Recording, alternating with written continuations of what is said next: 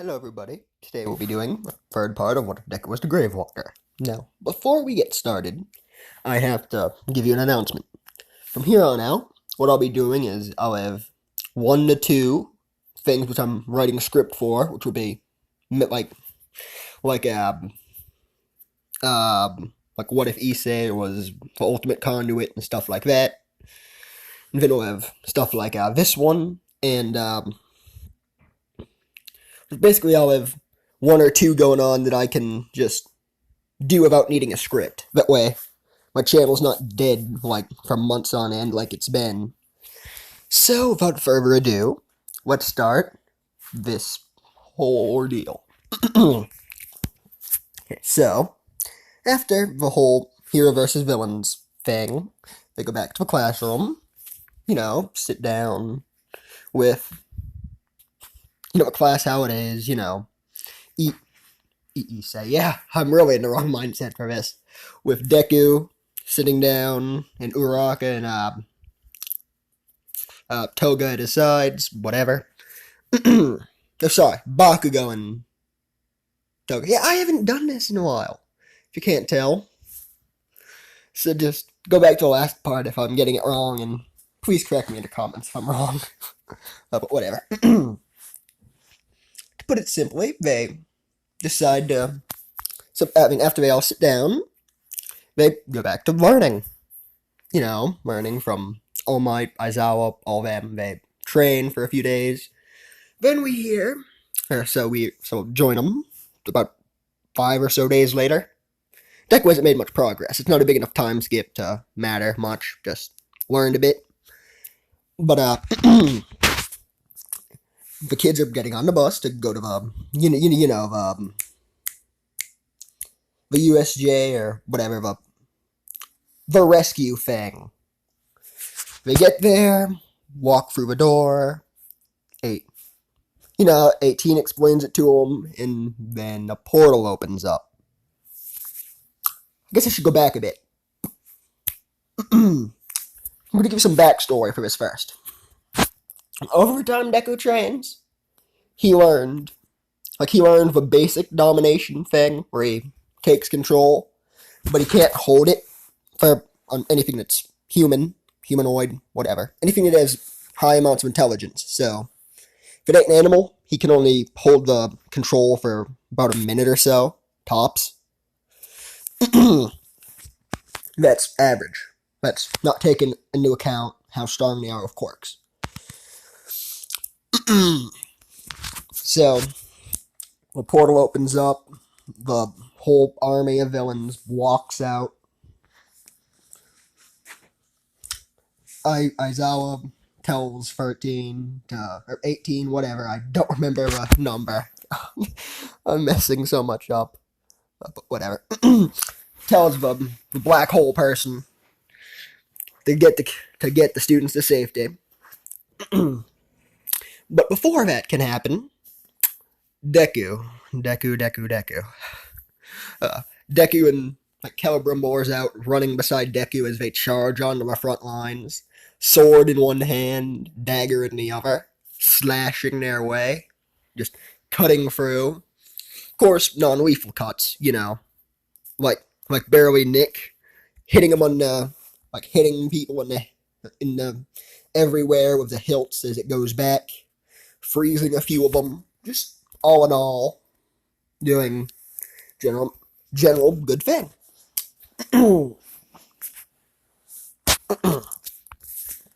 Until Bonomo attacks Aizawa. Because of course it does. He still gets all the damage done to him that he does in canon, because Izuku's there, taking his place, fighting everybody, while he's just getting wailed on. And then, Izuku has a bright idea to go from a shadow strike into a attempted domination. Attempted, mind you. Because don't have a brain. Well, don't have mind. It's not sane. So it kinda works? I mean, it lets him in. He does control it, but it drops dead. because it's too much for its body to handle. Its mind's already gone, and it's not like insane gone. It's like it doesn't have one. So it's like trying to so whatever. Just it drops dead. Kuragiri and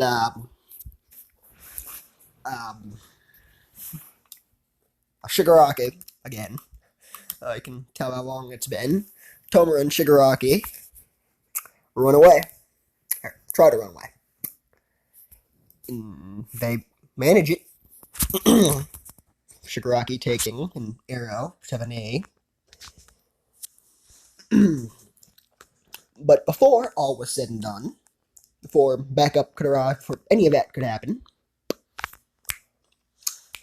a portal opens up. Not Kuragiri portal, but like an orange and black portal. And from that portal emerges something that looks similar to Celebrimbor in the whole, spirit, weapon, armor, whatever. This one has a ring. It points its sword toward Deku and says, I am here to take back the ring. I'm here to take back the ringsmith. Or ringmaster, whatever Celebrimbor's thing was ringsmith or whatever. You know that, I'm here to bring back the ringsmith. He points the sword at Deku and he doesn't point it, there he was. He charges forward. They class weapons.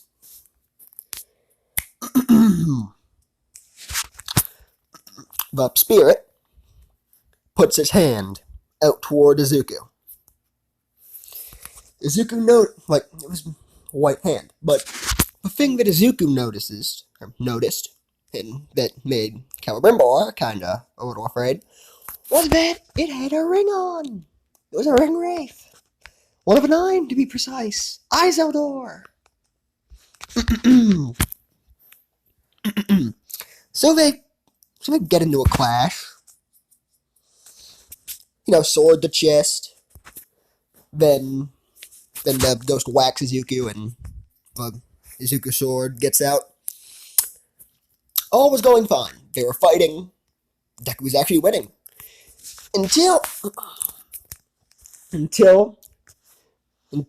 Izodor, threw a slash, did that mist disappearing thing, and stabbed him through the back, severing his spine. He is in trouble now. So, here's something you may not know. I'm pretty sure having Celebrimbor in his body doesn't give him a healing factor. He has to kill someone to get that back. So whatever, but if I'm wrong, then just stick with me. But so Deku on the ground, bleeding. The ghost, or spirit, Izodor, decides to try and execute him, since Deku's lying on the ground, he brings his blade up like he's about to crash it down. Until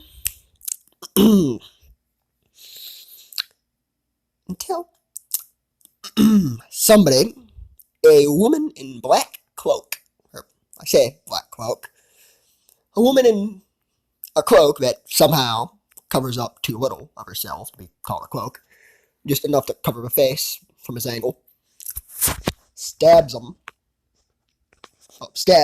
Deku, in the neck. Deku is dying. Celebrimbor is just sitting there, cussing up a storm,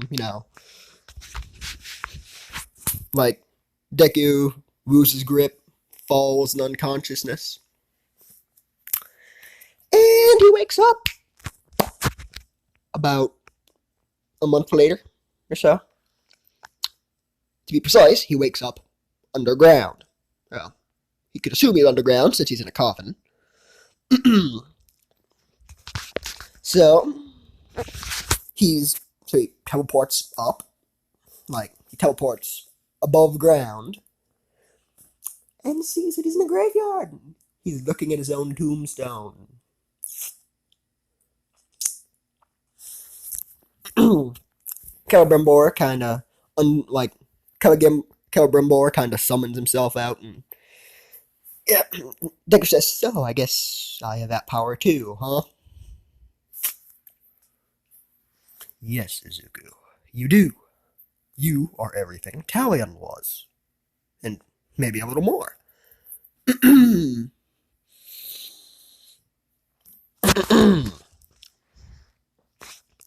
so so so Deku, not knowing what exactly, not knowing how everybody will react, not knowing how his mother will react anyway, kind of warps, jumps and runs and all that. He gets to Yue. He warps through, walks down the halls, knocks on Nezu's door. Nezu opens the door, and reaction's priceless. Let's just say that, because All Might was also in the room. So was Aizawa. They were talking about what happened at the USJ. So the door opens, and they see someone who died standing at the door. Yeah. So Aizawa and All Might kind of yell, "What? How are you here?" And Izuku says, "Well, with Celebrimbor being a part of me, I'm immortal. Sort of. I can die, but I come back. Can you not bury me next time?" They just look of awe how that didn't come up when his quirk was being explained. Oh yeah, I'm immortal. But so they put that aside, and All Might asks him what that thing that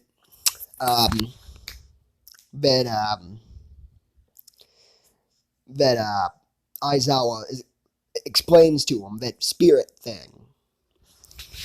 Celebrimbor summons himself and starts explaining that he is one of the 9 ring wraiths, and that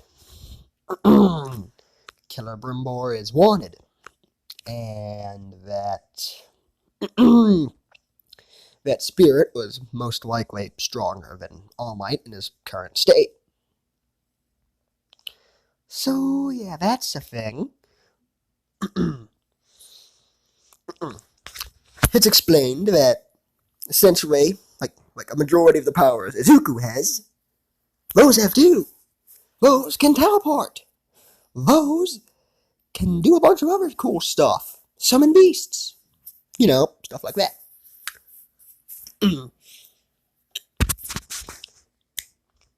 But what's important is that, while that was one of the stronger people, that wasn't the strongest. Yeah. Yeah, the silence in the room. Yeah. But, So Principal Nezu kinda, well, I think we should call your mother. She's been grieving your death since you died. So, should I call her over? If that's actually what I came here about, how can I explain to her that I'm not dead without her flipping out and, just keep her calm? Nezu kind of looks at him and just kind of, yeah, That's not how it works. You died. She's gonna be worried. She ain't gonna be calm. He proceeds to pick up the phone, dial our number, and say, "Hey, Miss Midoriya, do you mind dropping by? There's something we'd like to tell you about." So she's there, kinda sobbing. She wipes her eye, says okay, says okay. She proceeds to get in a car and drive down there, stopping by a fast food place on the way eat to eat her sadness away, to eat her sorrow away. She makes it to a principal's office, knocks on the door, and Izuku decided to be smart to come in. Door opens. Door opens, and the reaction was instant. Instant. Uh, uh, I really haven't talked in a while. Instant. Her reaction was instant. She jumped forward, hugged him, cried, sat down on the couch, and cried herself to sleep. Mind you, this is Principal Nezu's office. Izuku looks over to Nezu and, "So, well?" Izuku proceeds to ask Nezu if he can have somebody drive the car home, which he says okay. The person who drives it home is actually All Might, because All Might kind of volunteered for it. Izuku then grabs his mother, teleports her back home, lays her down on the couch,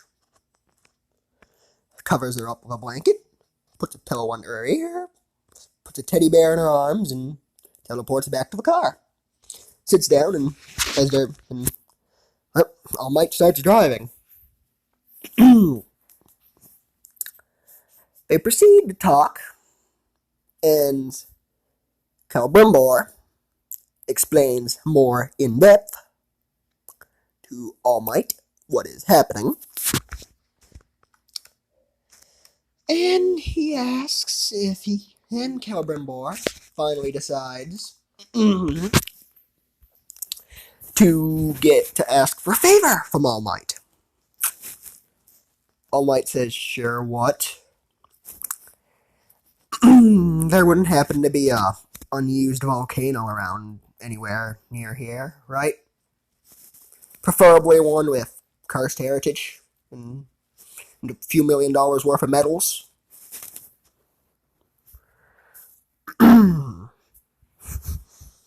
All Might kinda coughs and proceeds to ask why.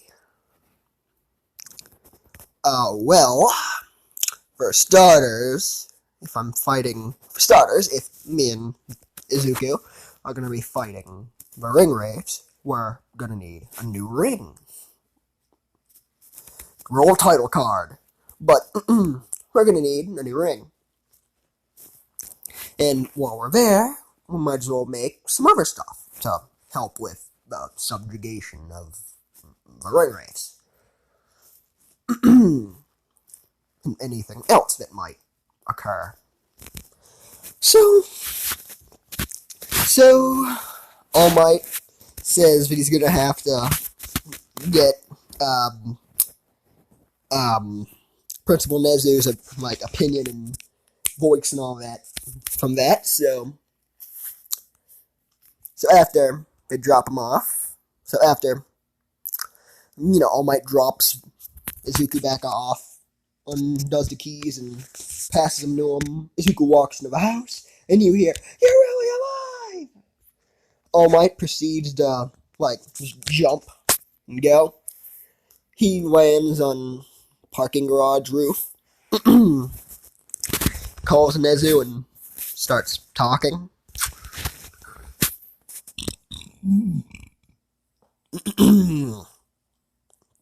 But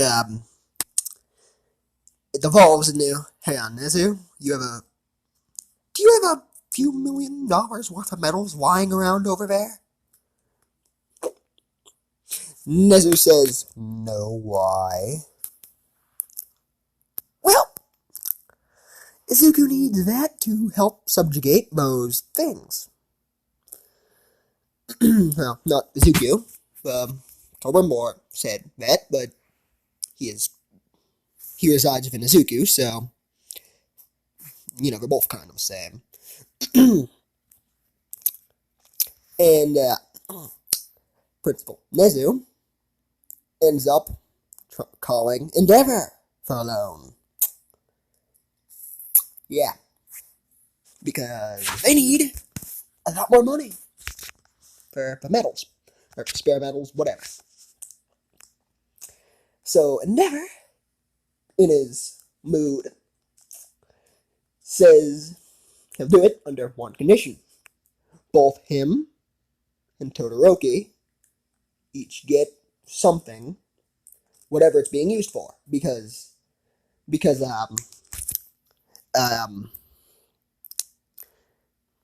Nezu kind of let it slip that it was for a weapon of some kind or something that could help in fighting. So Nezu calls Izuku and asks if he could make a ring for Todoroki and a ring for Endeavor. Izuku consults Celebrimbor, and they agree to make Endeavor a relatively weak one, about 10% of effectiveness of the One Ring in canon. I say canon. In Shadow of War canon. They decided to make Todoroki one that's 25. Make All Might a 50. Make Toga 25. And make Bakugo like a 30. And everybody else in the class gets 10%. 10% power. Well, they get a 100% power. So if they do that, they go to a volcano. They grab an anvil. And they smith the rings. I don't know how to explain it any other way, because I don't know how they're made. Just bang, bang, you get the gist. Tempering the metal, all that. They end up going overboard. After making all those rings, they decide it'd be smart to make a few other things to help Izuku out with the spare metals. He ends up making a crown, like you see Celebrimbor wearing there, out of gold and a bit of steel, but mostly gold. It's still white as a feather, though, somehow. He proceeds to make armor stronger than his hero costume, but still looks similar. It's still metal. It's still canon. It's still Shadow War, but instead of what it looked like at the beginning, this is what it looks like. Right here. This is what Izuku's new armor looks like. And he also forged weapons to go along with it, dagger with a golden hilt, like it's shown there, sword, brazened, all that. So, by the end of a 1 month time skip, no, I say 1 month, it was 1 month for his stuff. Everyone else's took about 7 months or so.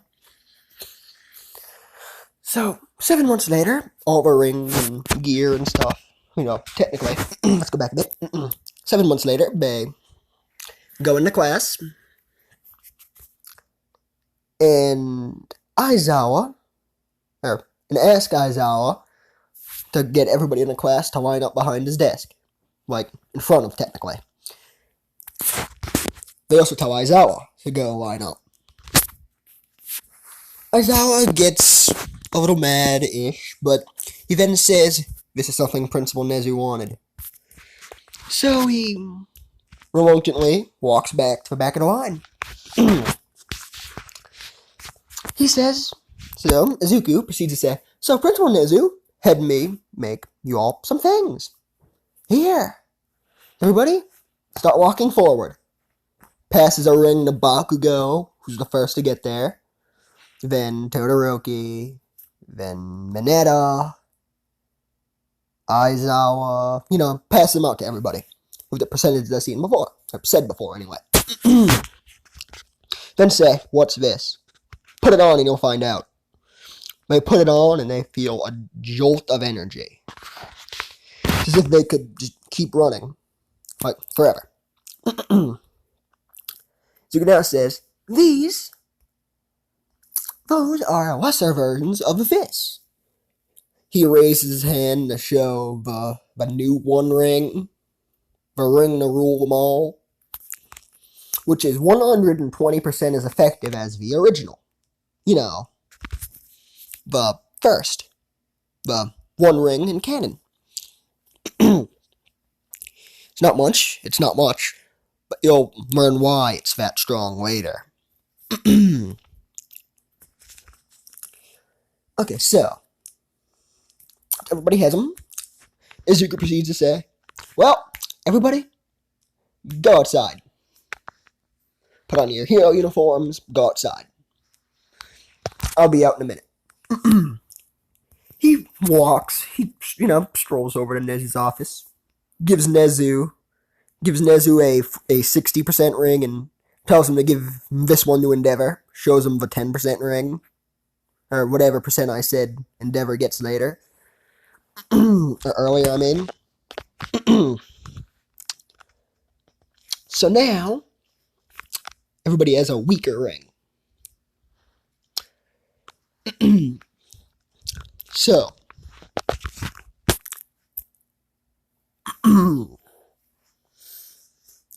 everybody goes out. What they see is 2 Grogs, 5 Karagors, each heavily armored. 1 Karagor is bright. It's burning hot.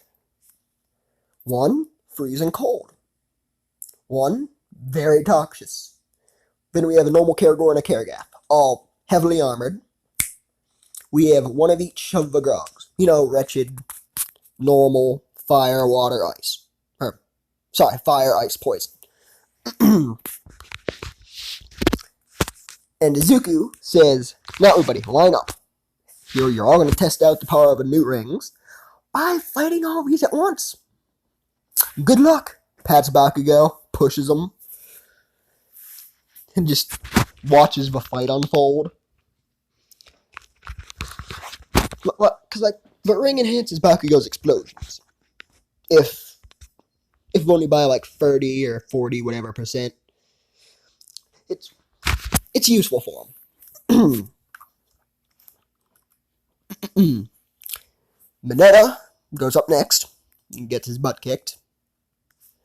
But hey, at least he has some light Izuku abilities like teleportation and stuff, even if it's really close.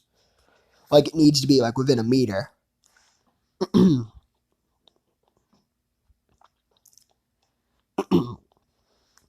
We have Toga, whose quirk, which I haven't revealed yet. It's not the disguise thing. Well, she has that, but that's not her big thing.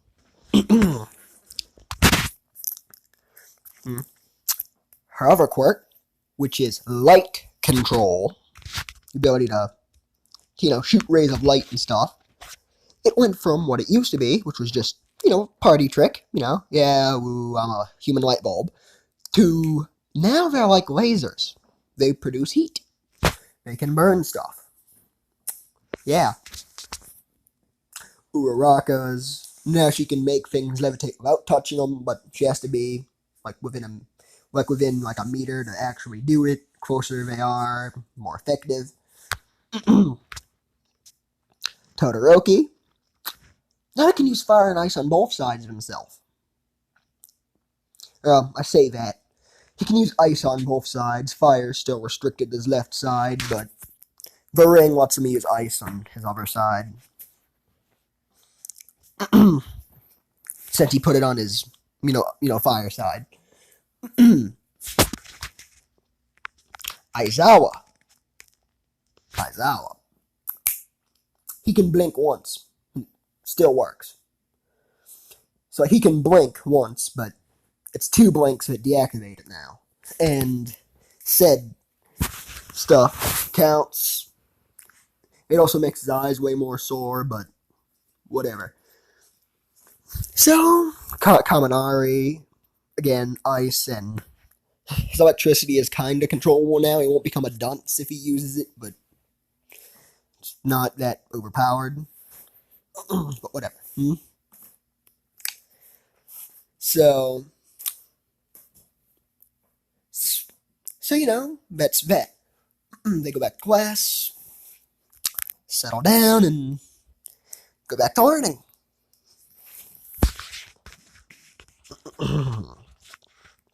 Until Aizawa says, now that all of this is taken care of, the sports festival is being held in about a week or so. Technically it's 8 days, but who's counting, right? So, I think we should start preparing. They prepare. Izuku goes back to training.